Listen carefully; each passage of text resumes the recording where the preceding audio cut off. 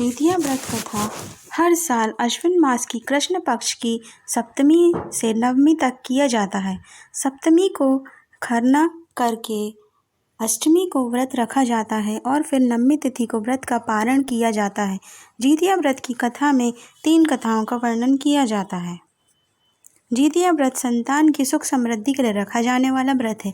इस व्रत में पूरे दिन निर्जला यानी कि बिना जल ग्रहण किए व्रत रखा जाता है।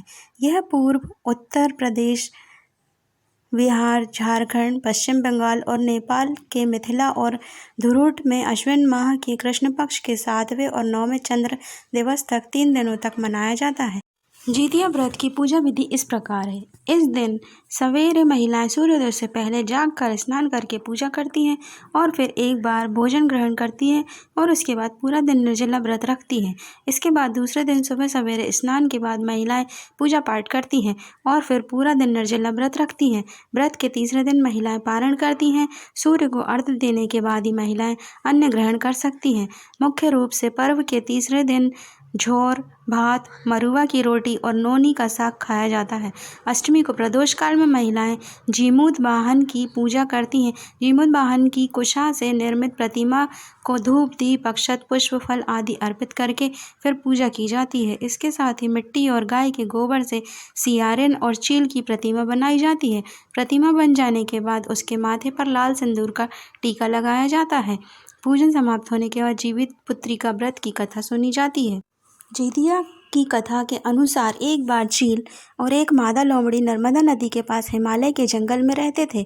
दोनों ने कुछ महिलाओं को पूजा करते और उपवास करते देखा और खुद भी इसे करने की कामना की। उपवास के दौरान लोमड़ी को बहुत भूख लग गई और वह जाकर चुपके से मरे हुए जानवर को खा लिया। दूसरी ओर चील ने पूरे समर्पण के साथ व्रत का पालन किया और उसे पूरा किया। अगले जन्म में दोनों ने मनुष्य रूप में जन्म लिया।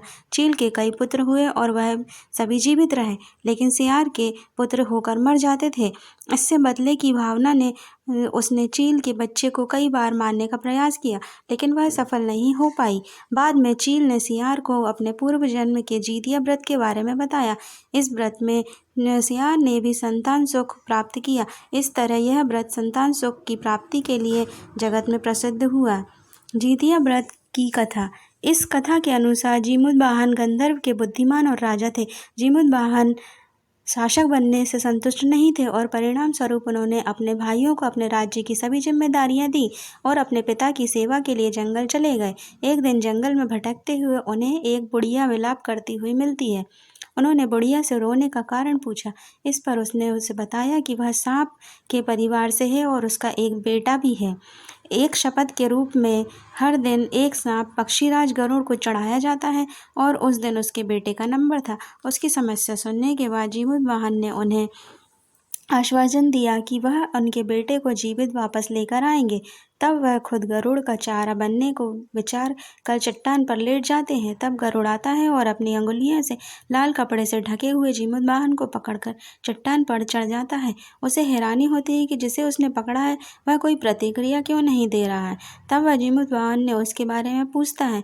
तब गरुड़ जीमूत वाहन की वीरता और परोपकार से प्रसन्न होकर सांपों से कोई और बलिदान लेने के लिए वादा नहीं करता है। मान्यता है कि तभी से संतान की लंबी उम्र और कल्याण के लिए जितिया व्रत किया जाने लगा है। जितिया व्रत की महाभारत की कथा। महाभारत युद्ध में पिता की मृत्यु के बाद अश्वत्थामा बहुत क्रोधित था। वह पिता की मृत्यु का बदला लेने के लिए पांडवों के शिविर गया और उसने 5 लोगों की हत्या कर दी। उसे लगा कि उसने पांडवों को मार दिया, लेकिन पांडव जिंदा थे। जब पांडव उसके सामने आए तो उसे पता लगा कि वह द्रौपदी के 5 पुत्रों को मार गया है। यह सब देखकर अर्जुन ने क्रोध से अश्वत्थामा को बंदी बनाकर दिव्य मणि छीन ली। अश्वत्थामा ने इस बात का बदला लेने के लिए अभिमन्यु की पत्नी उत्तरा के गर्भ में पल रही संतान को मारने की योजना बनाई।